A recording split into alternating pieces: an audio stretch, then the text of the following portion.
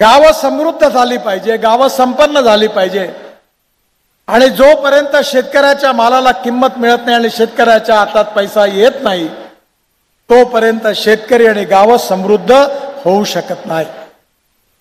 आणि या समृद्ध होण्याचा संबंध पाण्याशी आहे।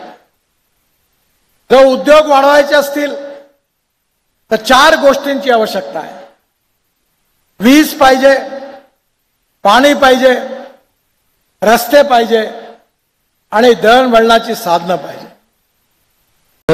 भविष्यामध्ये गावाला ग्रामपंचायतला वेगळा दर्जा देऊन ग्रामपंचायत हे लक्ष केंद्रित करून भविष्यात गावाचा विकास जोपर्यंत होत नाही, गावामध्ये असलेल्या वेगवेगळ्या समस्या आहे त्या समस्या दूर होणार नाही तोपर्यंत आपण कितीही रोड जोडले, कितीही काही जोडलं तरी आपल्याला सर्वात महत्त्वाचं लक्ष केंद्रित जर करायचं असतं गावाचं आहे, गावामध्ये घेतलेलं पाहिजे।